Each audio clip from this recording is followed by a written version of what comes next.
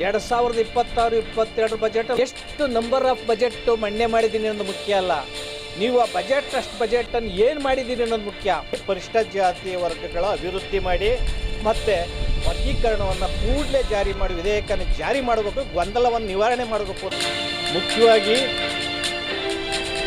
ಪರಿಶಿಷ್ಟ ಜಾತಿ ಪರಿಶಿಷ್ಟ ವರ್ಗದ ಸಮಾಜ ಏನಿದೆ, ಈ ಸಮಾಜ ತೀರ ಬಡತನ, ಅಸ್ಪೃಶ್ಯತೆ, ಅಸಮಾನತೆ, ನಿರಕ್ಷರತೆ ನಿಂತ ನೀರಾಗಿದೆ.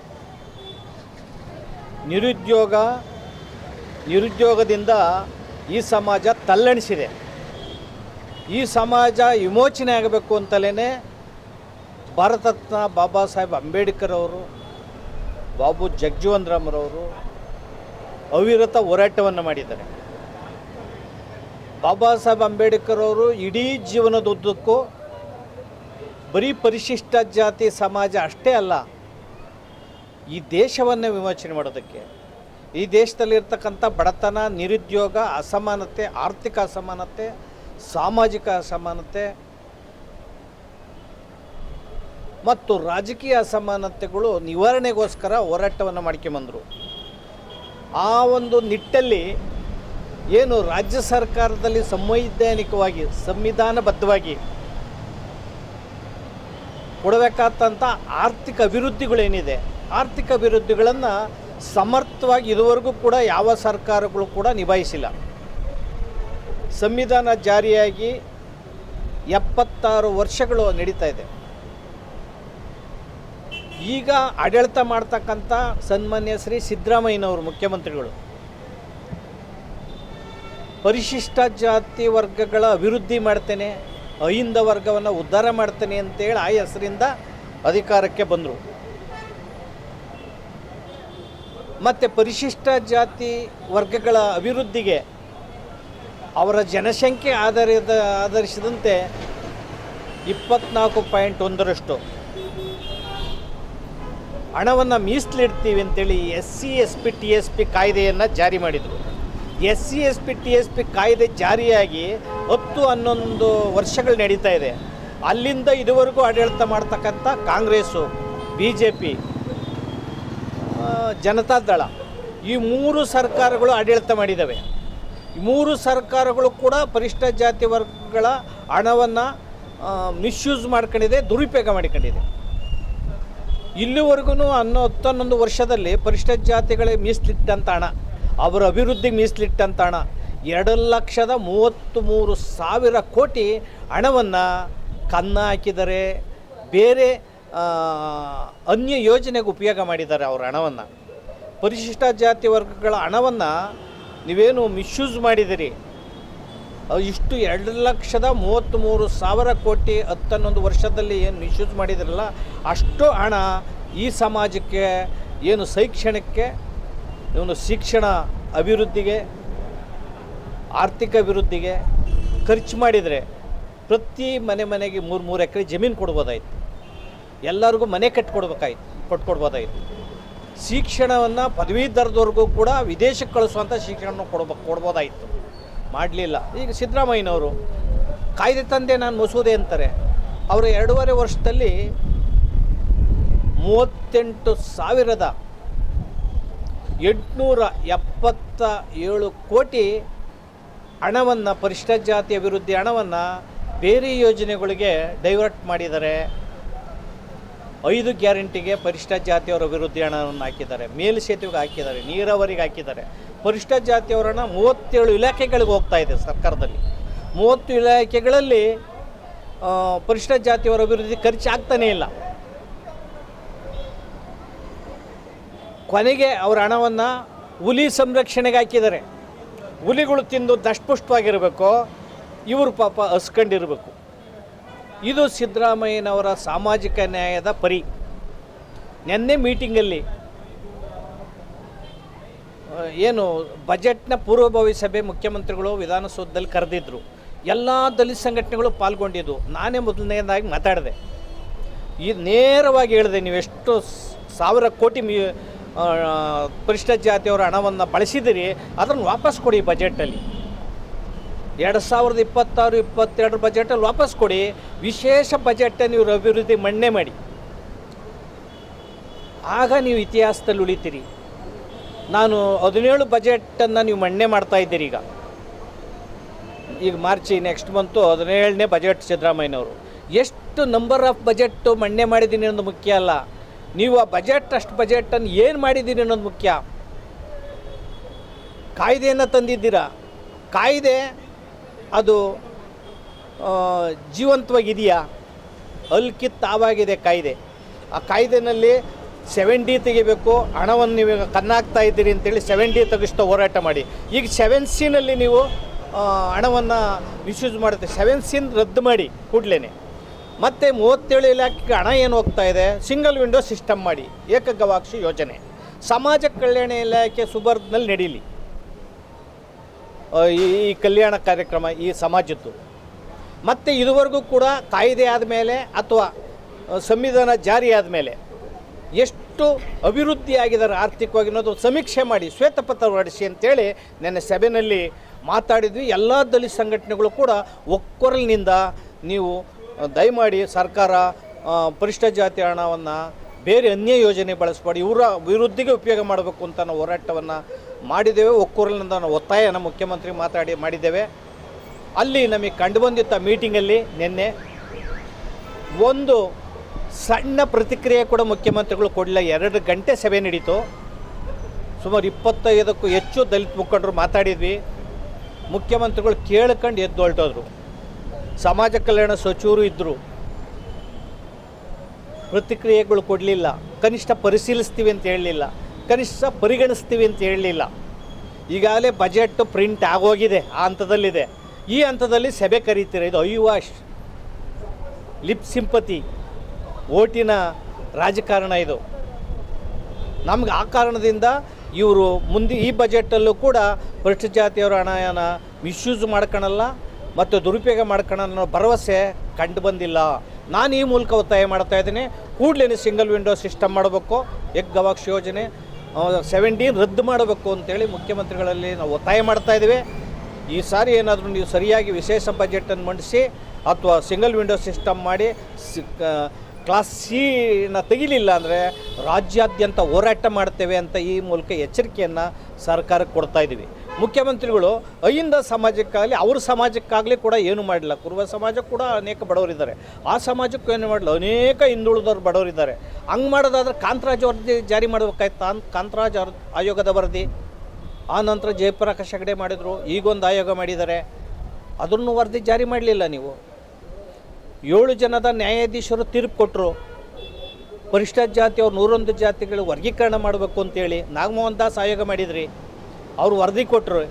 ಆ ವರದಿ ಕೊಟ್ಟದನ್ನು ವರದಿನೂ ಕೂಡ ನೀವು ಯಥಾವತ್ತಾಗಿ ಜಾರಿ ಮಾಡಲಿಲ್ಲ. ಅಲೆಮಾರಿಗಳಿಗೆ ಅನ್ಯಾಯ ಆಯಿತು. ನೀವೀಗ ವಿಧೇಯಕ ಮಾಡಿದಿರಿ, ವಿಧೇಯಕ ಕೂಡ ಏನು ಕಾರ್ಯಗತ ಆಗಲ್ಲ, ಅನುಷ್ಠಾನ ಆಗಲಿಲ್ಲ. ಅದು ಕೂಡ ರಾಜ್ಯಪಾಲ ತಾವು ನಿಂತೋಗಿದೆ. ಕಾಂತರಾಜ್ ವರದಿ ಜಾರಿಯಾಗಿಲ್ಲ. ಒಳ ಮೀಸಲಾತಿ ವರದಿ ಅನುಷ್ಠಾನ ಆಗಿಲ್ಲ. ಈಗ ಉದ್ಯೋಗ ಯಾರಿಗೂ ಉದ್ಯೋಗ ಸಿಗದ ಉದ್ಯೋಗ ಸ್ಥಗಿತ ಆಗಿದೆ. ಉದ್ಯೋಗದಲ್ಲೂ ಕೂಡ ವರ್ಗೀಕರಣದ ಪ್ರಕ್ರಿಯೆಗಳು ನಡೆದಿಲ್ಲ. ಬಡ್ತಿ ಮೀಸಲಾತಿಯಲ್ಲಿ ನಡೆದಿಲ್ಲ. ಬಿಂದು ವಿಶ್ವವಿದ್ಯಾನಿಲಯದಲ್ಲಿ ಗಲಾಟೆ ಆಗ್ತಾ ಇದೆ, ಬಿಂದು ಹಿಂದೆ ಮುಂದೆ ಆಗ್ತಾ ಇದೆ ಅಂತೇಳಿ. ನೇಮಕಾತಿಗಳೆಲ್ಲ ಆಗ್ತಾ ಇಲ್ಲ, ವರ್ಗೀಕರಣದ ಪ್ರಕ್ರಿಯೆ ಆಗಿಲ್ಲ. ಅಥವಾ ಗುತ್ತಿಗೆ ಇದರಲ್ಲಿ ಕೊಡಬೇಕು ಅಂತೇಳಿ ಆಧಾರದಲ್ಲಿ ಅದು ಕೂಡ ನಡೆಯುತ್ತಾ ಇಲ್ಲ. ಹೋಗಲಿ, ಇವರು ಉದ್ಯಮಿಗಳು ಮಾಡ್ತೀರಿ ಅಂತ ಒಂದು ತಂದ್ರಿ. ಆ ಉದ್ಯಮಿಗಳು ಕೂಡ ಏನು ನವಪೈಸೆ ಸಿಗ್ತಾ ಇಲ್ಲ. ಯಾವ ಸಾರ್ಥಕ್ಕೋಸ್ಕರ ನೀವು ಮುಖ್ಯಮಂತ್ರಿಯಾಗಿ ಸುಮ್ಮನೆ 0 ಅವರಲ್ಲಿ 0 ವರ್ಷಗಳು ನಾನು ಇಷ್ಟು ವರ್ಷ ಮುಖ್ಯಮಂತ್ರಿಗಳಾದೆ, ನಾನು ಇಷ್ಟು ಬಜೆಟ್ ಮಾಡಿದೆ, ನಾನಿಲ್ಲಿ ಹೇಳ್ತೀನಿ ಎಷ್ಟು ವರ್ಷ ಬದುಕಿದ್ರು ಅನ್ನೋದು ಮುಖ್ಯ ಅಲ್ಲ. ಬದುಕಿದ್ದಾಗ ಏನು ಮಾಡ್ತೀನಿ, ಏನು ಮಾಡಿದೆ ಅನ್ನೋದು ಮುಖ್ಯ. ಅದು ಭಗತ್ ಸಿಂಗ್ ಮಾಡಿ ತೋರಿಸಿದ್ದಾರೆ, ವಿವೇಕಾನಂದ ಮಾಡಿ ತೋರಿಸಿದ್ದಾರೆ, ಬಾಬಾ ಸಾಹೇಬರು ಮಾಡಿ ತೋರಿಸಿದ್ದಾರೆ, ಜಗಜ್ಯೋತಿ ಬಸವಣ್ಣವ್ರು ಮಾಡಿ ತೋರಿಸಿದ್ದಾರೆ, ಪೆರಿಯರ್ ಮಾಡಿ ತೋರಿಸಿದ್ದಾರೆ. ನೀವುಗಳು ಅವ್ರ ಹೆಸರುಗಳು ಹೇಳೋ ಅಂಥವ್ರು ದೇವರಿಜರ್ಸು ಏನು ಅವರ ಅವಧಿನ ಬ್ರೇಕ್ ಮಾಡಿದೆ ಅಂತೇಳಿ ಬರೀ ಬ್ರೇಕು ಕ್ಲಚ್ಚು ಇದರಿಂದ ಏನೂ ಆಗಲ್ಲ ಸ್ವಾಮಿ. ನೀವು ದಯಮಾಡಿ ಈ ಅಹಿಂದ ಸಮಾಜಕ್ಕೆ ಏನಾದರೂ ಮಾಡಿ ಪರಿಶಿಷ್ಟ ಜಾತಿ ವರ್ಗಗಳ ಅಭಿವೃದ್ಧಿ ಮಾಡಿ ಮತ್ತು ವರ್ಗೀಕರಣವನ್ನು ಕೂಡಲೇ ಜಾರಿ ಮಾಡಿ ವಿಧೇಯಕನ ಜಾರಿ ಮಾಡಬೇಕು, ಗೊಂದಲವನ್ನು ನಿವಾರಣೆ ಮಾಡಬೇಕು ಅಂತೇಳಿ ಸರ್ಕಾರದಲ್ಲಿ ನಾನು ಈ ಮೂಲಕ ಆಗ್ರಹವನ್ನು ಮಾಡ್ತಾಯಿದ್ದೀವಿ. ನಾನು ಮುಖ್ಯವಾಗಿ ಸಮಾಜ ಕಲ್ಯಾಣ ಇಲಾಖೆ ದಿವಾಳಿಯಾಗಿದೆ. ಒಂದು ಪೈಸೆ ಸಮಾಜ ಕಲ್ಯಾಣ ಇಲಾಖೆಯಲ್ಲಿಲ್ಲ. 3,500 ಕೋಟಿ ಬಿಲ್ ಬಾಕಿ ಇದೆ. ನಾನು ಮೀಟಿಂಗಲ್ಲಿ ನಾನು ಹೇಳಿದ್ದೇನೆ ಮುಖ್ಯಮಂತ್ರಿ ಗಮನಕ್ಕೆ. ಈಗ ಎಷ್ಟು ನಿಗಮಗಳಿದ್ದಾವೆ? ಅಂಬೇಡ್ಕರ್ ನಿಗಮ ಇದೆ, ಆದಿಜಾಂಬವ ನಿಗಮ ಇದೆ, ಜಗಜೀವನ್ ರಾಮ್ ನಿಗಮ ಇದೆ, ಭೋವಿ ನಿಗಮ ಇದೆ, ಅಲೆಮಾರಿಗಳ ನಿಗಮ ಇದೆ, ವಾಲ್ಮೀಕಿ ನಿಗಮ ಇದೆ, ಅರಸು ನಿಗಮ ಇದೆ, ಲಮಾಣಿ ನಿಗಮ ಇದೆ. ಯಾವ ನಿಗಮದಲ್ಲೂ ದುಡ್ಡಿಲ್ಲ. ನಾನು ಹೇಳಿದೆ, ಈಗೂ ಒತ್ತಾಯ ಮಾಡ್ತಾಯಿದ್ದೀನಿ. ಮುಖ್ಯಮಂತ್ರಿಗಳು ತಾವು ಸಭೆಯಲ್ಲಿ ಒತ್ತಾಯ ಮಾಡಿದೆ, ಎಲ್ಲ ನಿಗಮಗಳಿಗೆ ತಾರತಮ್ಯ ಮಾಡ್ದಂಗೆ ಪ್ರತಿ ನಿಗಮಕ್ಕೂ 3,000 ಕೋಟಿ ಹಣವನ್ನು ಕೊಡಿ. ನೋಡಿ, ಆ ನಿಗಮದಲ್ಲೂ ಒಂದು ಮನೆ ಕೊಡುವಂತಹ ಕಾಯ್ದೆ ಇದು ಯೋಜನೆ ಇಲ್ಲ. ಭೂ ಒಡೆತನ ಯೋಜನೆಯಲ್ಲಿ ಭೂಮಿ ಕೊಡ್ತಿದ್ರು, ನಿಂತೋಗಿದೆ. ಗಂಗಾ ಕಲ್ಯಾಣ ಯೋಜನೆಯಲ್ಲಿ ಬೋರ್ ಹಾಕ್ತಿದ್ರು, ಅದು ನಿಂತೋಗಿದೆ 2.5 ವರ್ಷದಿಂದ. ಅಂಬೇಡ್ಕರ್ ನಿಗಮದಲ್ಲಿ 5 ಲಕ್ಷ ಅರ್ಜಿಗಳು ಪೆಂಡಿಂಗ್ ಇದ್ದಾವೆ. ಅಧ್ಯಕ್ಷರು ಬಂದು ಉತ್ತರ ಕೊಟ್ಟಿದ್ದಾರೆ ವಿಧಾನಸೌಧದಲ್ಲಿ, 5 ಲಕ್ಷ ಅರ್ಜಿ ಪೆಂಡಿಂಗ್ ಇದೆ ಅಂತ. ಇನ್ನು ಅಷ್ಟೇ ಅರ್ಜಿಗಳು ಆದಿಜಾಂಬವ ನಿಗಮದಲ್ಲೂ ಕೂಡ ಪೆಂಡಿಂಗ್ ಇದೆ, ಬೇರೆ ನಿಗಮದಲ್ಲೂ ಕೂಡ ಪೆಂಡಿಂಗ್ ಇದೆ. ಬೋರ್ವೆಲ್ದು 50 ಲಕ್ಷ ಅರ್ಜಿಗಳು ಹಾಗೇ ಇದೆ, ಪರಿಶೀಲಿಸೇ ಇಲ್ಲ. ಪಾಪ ದೂರ ಊರುಗಳಿಂದ ಬರ್ತಾರೆ, ಇಲ್ಲಿ ಅರ್ಜಿಗಳನ್ನು ಕೊಡ್ತಾರೆ, ಆನ್ಲೈನಾಗೆ ಹಾಕ್ತಾರೆ. ಯಾವ ಕ್ರಮನೂ ಕೂಡ ಆಗಿಲ್ಲ. ಅಲ್ಲಿ ದುಡ್ಡಿಲ್ಲ. 5 ಗ್ಯಾರಂಟಿಗೆ ಕೊಟ್ಬಿಟ್ಟು ಶಾಸನಬದ್ಧವಾದಂಥ ಕಾರ್ಯಕ್ರಮ ಅಲ್ಲದ ನಮ್ಮ ದುಡ್ಡು ತಾಂಡಾಗಿ ಪರಿಶಿಷ್ಟ ಜಾತಿ ಅವ್ರದಲ್ಲಿ ಹಾಕ್ಬಿಟ್ಟು ಈ ರೀತಿಯ ನೀವು ಅನ್ಯಾಯವನ್ನು ಮಾಡಿ ಎಲ್ಲ ನಿಗಮಗಳು ಸಮಾಜ ಕಲ್ಯಾಣ ಪರಿಶಿಷ್ಟ ಜಾತಿ ಅವ್ರ ಮಕ್ಕಳಿಗೆ ಸರಿಯಾಗಿ ಅನ್ನ ಹಾಕಕ್ಕೆ ಹೇಗಿತ್ತೆ ಅಲ್ಲ ಆಟ್ಲಲ್ಲಿ ನಿಮಗೆ ಸೊಸೈಟಿ ಅಕ್ಕಿನ ಕೊಡ್ತಾ ಇದ್ದೀರಿ, ಹುಳ ಬಿದ್ದ ಅಕ್ಕಿಗಳು. ಆ ಮಕ್ಕಳುಗಳಿಗೆ ಸರಿಯಾಗಿ ಪುಸ್ತಕಗಳು, ಪೆನ್ನುಗಳು, ಪರಿಕರಗಳು ನೆಲದಲ್ಲಿ ಮಲಗ್ತಾ ಇದ್ದಾರೆ ಮಕ್ಕಳುಗಳು. ಅವ್ರ ಕಡೆ ನಿಗಾ ಕೊಡ್ತಾ ಇಲ್ಲ ನೀವು. ಯಾವುದೂ ಕೂಡ ಅಭಿವೃದ್ಧಿಗಳಾಗಿಲ್ಲ. ಇದೆಲ್ಲನೂ ಕೂಡ ಮುಖ್ಯಮಂತ್ರಿಗಳಿಗೆ ನಾವು ಯಾವುದು ಅಂಜಿಕೆ ಇಲ್ದಂಗೆ, ಯಾವುದು ಭಯ ಇಲ್ದಂಗೆ ಮುಖ್ಯಮಂತ್ರಿಗಳಿಗೆ ನೇರ ನಾನು ಸಭೆಯಲ್ಲಿ ಗಮನಕ್ಕೆ ತಂದಿದ್ದೇವೆ, ಮಾತಾಡಿದ್ದೇವೆ. ಮುಂದೆ ರಾಜ್ಯಾದ್ಯಂತ ಉಗ್ರ ಹೋರಾಟವನ್ನು ಮಾಡ್ತಾ ಇದ್ದೇವೆ. ಈ ಸಮಾಜ ಕಲ್ಯಾಣ ಇಲಾಖೆಯನ್ನು ಸರಿಯಾಗಿ ಸಂವಿಧಾನಬದ್ಧವಾಗಿ ಇಟ್ಕೊಂಡು ಹೋದರೆ ಅಂಬೇಡ್ಕರ್ಗೆ ದ್ರೋಹ ಮಾಡ್ತಾಯಿದ್ರಿ, ಸಂವಿಧಾನಕ್ಕೆ ದ್ರೋಹ ಮಾಡ್ತಾಯಿದ್ರಿ, ಓಟ್ ಹಾಕಿಸ್ಕೊಂಡು ಈ ಸಮಾಜವನ್ನು ಮೋಸ ಮಾಡ್ತೀರಿ ಅನ್ನೋ ಮಾತನ್ನು ಈ ಸಂದರ್ಭದಲ್ಲಿ ಎಚ್ಚರಿಕೆಯನ್ನು ನಿಮಗೆ ಕೊಡ್ತಾ ಇದ್ದೀವಿ. ಇದೇ ಪರಿಸ್ಥಿತಿ ಮುಂದುವರೆದ್ರೆ 2028 ಚುನಾವಣೆಗೆ ನಿಮ್ಮ ಕಾಂಗ್ರೆಸ್ ಮುಕ್ತ ಆಗೋದಲ್ಲ, ನಿಮ್ಮೆಲ್ಲನೂ ಕೂಡ ಮನೆಗೆ ಕಳಿಸ್ತೀವಿ ನಿಮ್ಮ MLA MP ಅಂತ ಮಾತನ್ನು ಈ ಮೂಲಕ ಎಚ್ಚರಿಕೆಯನ್ನು ಕೊಡ್ತಾ ಇದ್ದೀವಿ.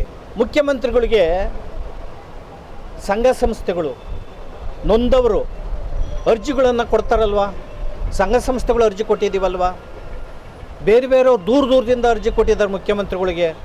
ಪ್ರವಾಸ ಹೋದಾಗ ಅರ್ಜಿ ಕೊಟ್ಟಿದ್ದಾರೆ, ವಿಧಾನಸೌಧದಲ್ಲಿ ಅರ್ಜಿ ಕೊಟ್ಟಿದ್ದಾರೆ, ಮನೆಗೆ ಅರ್ಜಿ ಕೊಟ್ಟಿದ್ದಾರೆ. ಯಾವ ಅರ್ಜಿನೂ ಕೂಡ ಮುಖ್ಯಮಂತ್ರಿಗಳಿಂದ ಕಂಪ್ಯೂಟ್ರಲ್ಲಿ ಆಯಾ ಇಲಾಖೆಗೆ ಹೋಗಿಲ್ಲ. 4 ತಿಂಗಳ ಅರ್ಜಿಗಳನ್ನು ನಾನು ಚೆಕ್ ಮಾಡಿದ್ದೇನೆ ಹೋಗಿ. ಮುಖ್ಯಮಂತ್ರಿಗಳ 2ನೇ ಫ್ಲೋರ್ನ ವಿಧಾನಸೌಧದಲ್ಲಿ ಚೆಕ್ ಮಾಡಿದ್ದೇನೆ. ಮುಖ್ಯಮಂತ್ರಿಗಳ ಕೊಟ್ಟಂಥ ಅರ್ಜಿಗಳು ಒಂದೂ ಕೂಡ ಆ ಇಲಾಖೆಗಳಿಗೆ ಮುಖ್ಯಮಂತ್ರಿಗಳು ಬರೆದಿಲ್ಲ, ಹೋಗಿಲ್ಲ. ಎಲ್ಲೋದ ಅರ್ಜಿಗಳು? ನೆನ್ನೆ ಅರ್ಜಿಗಳನ್ನು ಸುಮಾರು ಅರ್ಜಿಗಳು ಕೊಟ್ಟಿದ್ದಾರೆ. ಮುಖ್ಯಮಂತ್ರಿಗಳು ಹಂಗೆ ಎತ್ತಿ ಪಕ್ಕದಾಗ ಸಮಾಜ ಕಲ್ಯಾಣ ಇಲಾಖೆ ಕೊಟ್ಟು ಹೊರಟೋದ್ರು. ಎಲ್ಲೋಯ್ತ್ರಿ ನಿಮ್ಮ ಪೆನ್ನು?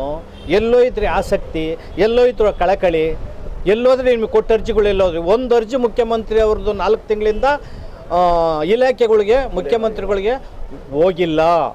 ಎಲ್ಲೋದ ಅರ್ಜಿಗಳಲ್ಲಿ ಬಿಸಾಕ್ತೀರ ನೀವು? ರಾಮಕೃಷ್ಣ ಹೆಗಡೆ ಕೊಟ್ಟ ಅರ್ಜಿಗಳನ್ನು ಅಕ್ಲಾಟ್ಮೆಂಟ್ ಹೋಗೋ ಮನೆಗಳಿಗೆ ಒಂದು ಇಲಾಖೆನೇ ಮಾಡಿಬಿಟ್ಟಿದ್ರು ಅವರು. ಏನೋ ಬಡವರು ದೂರದಿಂದ ಬಂದು ಅರ್ಜಿ ಕೊಡ್ತಿರಲ್ಲ, ಅರ್ಜಿ ಮೇಲೆ ಒಂದು ಸಣ್ಣ ಕ್ಷರ ಬರೆಯೋಂಥ ಒಂದು ತಾಳ್ಮೆ ನಿಮ್ಮಲ್ಲಿಲ್ಲ. ಒಂದು ಇಂಬರ ಕೊಡದಿರೋಲಿ, ಒಂದು ಕ್ಷರ ಬರೆದಿಲ್ಲ, ಒಂದು ಅರ್ಜಿ ಒಂದು ಇಲಾಖೆಗೆ ಮುಖ್ಯಮಂತ್ರಿಗಳ ಕಚೇರಿಯಿಂದ ಹೋಗಿಲ್ಲ. ಮುಖ್ಯಮಂತ್ರಿಗಳು ಕೊಟ್ಟಂಥ ಅರ್ಜಿಗಳು ಎಲ್ಲೋದೋ? ಯಾವ ಪುರುಷಾರ್ಥಕ್ಕೋಸ್ಕರ ಮುಖ್ಯಮಂತ್ರಿಯಾಗಿ ನೀವು ಇರಬೇಕು? ನೀವು ನಿಮ್ಮ ಸರ್ಕಾರ ಅಧಿಕಾರಕ್ಕೆ ಬರಲಿ ಅಂತ ಎಲ್ಲ ದಲಿತ ಸಂಘಟನೆಗಳು BJP ಸಂವಿಧಾನ ಬದಲು ಮಾಡಿಬಿಡ್ತದೆ ಅಂಥೇಳಿ ನಾವೆಲ್ಲನೂ ಕೂಡ ಕೆಲಸ ಮಾಡಿ ಕಾಂಗ್ರೆಸ್ನ ಆಡಳಿತಕ್ಕೆ ತಂದು ಇವತ್ತು ಆಡಳಿತಕ್ಕೆ ತಗೊಂಡು ಇಡೀ ಸರ್ಕಾರ ಕತ್ಲಗಿಟ್ಟಿದ್ದಾರೆ. ಇಡೀ ನಿಮ್ಮ ಮುಖ್ಯಮಂತ್ರಿಗಳ ಕಿಮ್ಮತ್ತು ಆ ಘನಗಾಂಭೀರ್ಯ ಎಲ್ಲೋಯ್ತು? ಅರ್ಜಿಗಳು ಎಲ್ಲೋದ ನಿಮಗೆ ಕೊಟ್ಟವು? ಇದು ಯಕ್ಷ ಪ್ರಶ್ನೆ ಆಗಿದೆ. ಸಾರ್ವಜನಿಕರು ಆಮೇಲೆ ಮಾಧ್ಯಮಗಳು ಕೊಟ್ಟಿರ್ತೀರ, ನೀವು ಹೋಗಿ ನೋಡ್ಕೊಳ್ಳಿ ನಿಮ್ಮ ಅರ್ಜಿ ಎಲ್ಲೋಗ್ಯವೆ ಅಂತ. ಎಲ್ಲೂ ಕೂಡ ಮುಖ್ಯಮಂತ್ರಿಗಳು ಒಂದು ಕ್ಷಾರ ಬರೆದಿಲ್ಲ. ಮುಖ್ಯಮಂತ್ರಿಗಳ ಕಚೇರಿನಲ್ಲಿ ವಿಧಾನಸೌಧದಲ್ಲಿ ನೀವು ಪರಿಶೀಲನೆ ಮಾಡಿ ಹೋಗಿ, ಒಂದು ಅರ್ಜಿ ಕೂಡ ಕಳೆದ 4 ತಿಂಗಳಿಂದ ಇಲಾಖೆಗಳಿಗೆ ಮುಖ್ಯಮಂತ್ರಿ ಕಚೇರಿಯಿಂದ ಅರ್ಜಿ ಹೋಗಿಲ್ಲ. ಅದು ಅರ್ಜಿ ಎಲ್ಲೋದು ಅನ್ನೋದು ದೊಡ್ಡ ಯಕ್ಷ ಪ್ರಶ್ನೆ.